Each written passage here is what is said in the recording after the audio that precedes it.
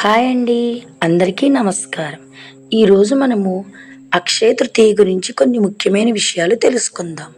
ఇది వైశాఖ శుక్ల తదియా తిథిలో వచ్చే అత్యంత పవిత్రమైన హిందూ పండగ.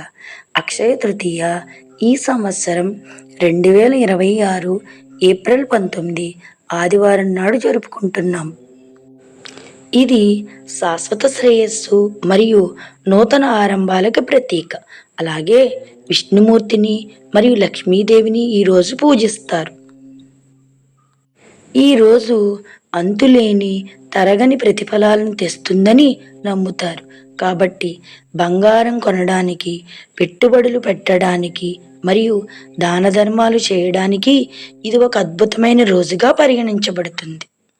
అక్షయ తృతీయ ఈ సంవత్సరం 19 ఏప్రిల్ 2026 ఆదివారం ఉదయం 10:49 ప్రారంభమయ్యి ఏప్రిల్ 20 ఉదయం 7:27 ముగుస్తుంది. ఈ సమయంలో పూజ చేసుకోవడం శుభ సమయమని పెద్దలు చెప్పారు. మరి ప్రాముఖ్యత మరియు సాంప్రదాయాల గురించి తెలుసుకుంటే, అక్షయ అనే పదానికి అంతులేనిది లేదా అమరమైనది అని అర్థం. అంటే ఈ రోజున చేసే దాన ధర్మాలు, పుణ్యక్షేత్రాల సందర్శన, అన్నదానం, పేద విద్యార్థులకి స్కూల్ ఫీజు కట్టడం లాంటివి ఇచ్చే ఫలితం రెట్టింపు అవుతుందని పెద్దలు చెప్తారు. భక్తి, పెట్టుబడులు శాశ్వతంగా వృద్ధి చెందుతాయని ఇది సూచిస్తుంది. అలాగే ఈరోజు బంగారము లేదా వెండి కొనడం అనేది శాశ్వత సంపదను తెస్తుందని ఒక నమ్మకం. ఈ రోజును పరశురాముని జన్మదినంగా, అలాగే పవిత్ర గంగానది భూమిపైకి అవతరించిన రోజుగా, అలాగే మహర్షి వేదవ్యాసుడు మహాభారతాన్ని రచించడం ప్రారంభించిన రోజుగా కూడా జరుపుకుంటారు. అలాగే అక్షయ తృతీయతో ముడిపడిన ఆధ్యాత్మిక కార్యకలాపాలు ఏమిటంటే, కొత్త వ్యాపారాలు ప్రారంభించడానికి, ఇల్లు మారడానికి మరియు దీర్ఘకాలిక పెట్టుబడులకు కూడా ఈరోజు చాలా ప్రసిద్ధి చెందింది. నూతన ఆస్తుల కొనుగోలుకు చాలా ముఖ్యమైన రోజుగా చెప్పబడింది. అలాగే సూర్యుడు మరియు చంద్రుడు చాలా శక్తివంతమైన స్థానాల్లో ఉన్నారని చెప్పవచ్చు. సూర్యుడు తన ఉచ్చరాశి అయిన మేషరాశిలో ఉన్నాడు.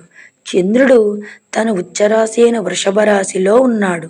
ఈ రెండు ప్రధాన ఖగోళ వస్తువులు ఒకే సమయంలో బలంగా ఉన్నప్పుడు అవి అభివృద్ధి మరియు శ్రేయస్సు కోసం శక్తివంతమైన సానుకూల శక్తిని సృష్టిస్తాయి. అందుకే అక్షయ తృతీయ నాడు చేసే ఏ మంచి కర్మ అయినా అనేక రెట్లు పెరిగి దీర్ఘకాలిక ఫలితాలను ఇస్తుందని జ్యోతిష్యులు నమ్ముతారు.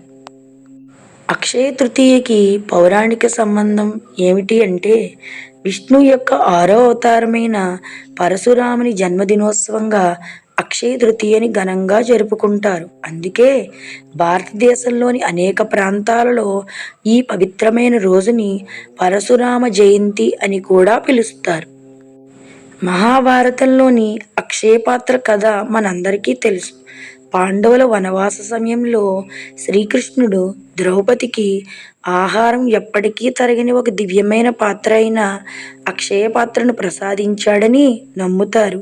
ఇది అంతులేని సమృద్ధికి, శ్రేయస్సుకి ప్రతీకగా నిలిచింది. శ్రీకృష్ణుడిచే సుధాముని ఆశీర్వాదం ఎలా ఉందో చూద్దాం. శ్రీకృష్ణుని దర్శనమిచ్చిన సుధాముడు స్వచ్ఛమైన భక్తితో ఒక సామాన్యమైన కానుకను సమర్పించగా, శ్రీకృష్ణుడు అతనికి గొప్ప సంపదను ప్రసాదించాడు. విశ్వాసం, వినయం అనేవి దైవిక ఆశీర్వాదాలను ఎలా ఆకర్షిస్తాయో ఈ కథ తెలియజేస్తుంది. ఇక త్రేతాయుగ ప్రారంభంలో హిందూ విశ్వాసాల ప్రకారం 4 యుగాల చక్రంలో 2వ యుగమైన త్రేతాయుగానికి అక్షయ తృతీయ నాంది పలుకుతుందని నమ్ముతారు. మరి ఈ అక్షయ తృతీయ పూజ ఏ విధంగా చేసుకోవాలి అంటే, ఈరోజు సరిగ్గా జరుపుకోవడానికి మీరు అనుసరించవలసిన మార్గాలను నేను ఇక్కడ ఒక క్రమపద్ధతిగా ఇస్తున్నాను. ప్రొద్దున్నే నిద్రలేచి పవిత్ర స్నానం చేయండి. ఉదయాన్నే నిద్రలేచి రోజును ప్రారంభించండి. వీలైతే సూర్యోదయానికి ముందే స్నానం చేయండి. చాలామంది స్నానం నీటిలో గంగాజలాన్ని కలుపుకుంటారు, ఎందుకంటే అది శరీరాన్ని మనసుని శుద్ధి చేస్తుందని నమ్ముతారు. స్నానం తర్వాత సాంప్రదాయమైన దుస్తులు ధరించండి. తర్వాత పూజా స్థలాన్ని శుభ్రపరిచి సిద్ధం చేసుకోండి. మీ ఇంటిని, ముఖ్యంగా మీరు ప్రతిరోజు పూజలు చేసే ప్రదేశాన్ని శుభ్రపరచుకోండి. ప్రశాంతమైన సానుకూల వాతావరణాన్ని సృష్టించడానికి పూజా స్థలాన్ని పువ్వులతో అలంకరించండి, దీపం వెలిగించండి. అలాగే విష్ణుమూర్తిని, లక్ష్మీదేవిని పూజించండి. ఐశ్వర్యము మరియు సమృద్ధికి ప్రతీకలైన విష్ణుమూర్తికి, లక్ష్మీదేవికి ప్రార్థనలు చేయండి. పువ్వులు, పండ్లు, మిఠాయిలు, అగరబత్తులు సమర్పించి దీపం వెలిగించి సరళమైన మంత్రాలు లేదా విష్ణుమూర్తి యొక్క ప్రార్థనలు జపించండి. దాన ధర్మాలు చేయండి.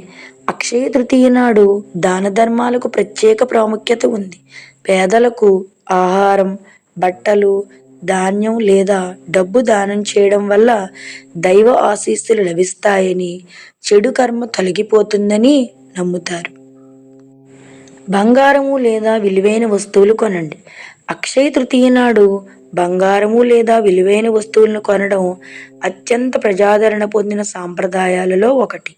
బంగారం సంపదకు, శ్రేయస్సుకు ప్రతీక. అలాగే ఈ రోజున దానిని కొనడం శాశ్వత ఆర్థిక స్థిరత్వాన్ని ఆకర్షిస్తుందని నమ్ముతారు. కొత్త వ్యాపారాలు లేదా పెట్టుబడులు ప్రారంభించడానికి ఇది చాలా మంచి ముహూర్తంగా చెప్తారు. చాలామంది అక్షయ తృతీయ రోజున కొత్త వ్యాపారాలు ప్రారంభిస్తారు, పెట్టుబడులు పెడతారు, ఆస్తులు కొనుగోలు చేస్తారు లేదా కొత్త ప్రాజెక్టులను మొదలు పెడతారు. ఈ రోజును స్వయం శుభప్రదమైనదిగా భావిస్తారు. అంటే మీరు సాధారణంగా ప్రత్యేక ముహూర్తం కోసం వెతకాల్సిన అవసరం ఉండదు.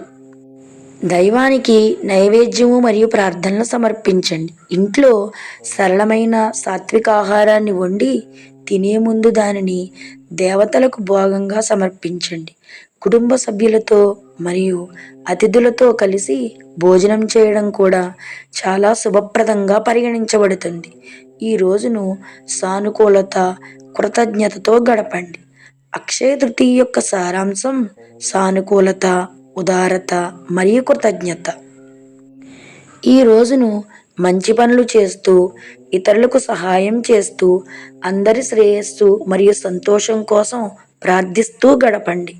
ఈ పవిత్రమైన రోజు మీ జీవితంలో అంతులేని శ్రేయస్సు, ఆనందం మరియు విజయాన్ని తీసుకురావాలని కోరుకుంటున్నాను. లక్ష్మీ విష్ణువుల ఆశీస్సులు మీకు ఐశ్వర్యం, మంచి ఆరోగ్యం మరియు మీరు చేసే పనులన్నిటిలో విజయాన్ని ప్రసాదించుగాక.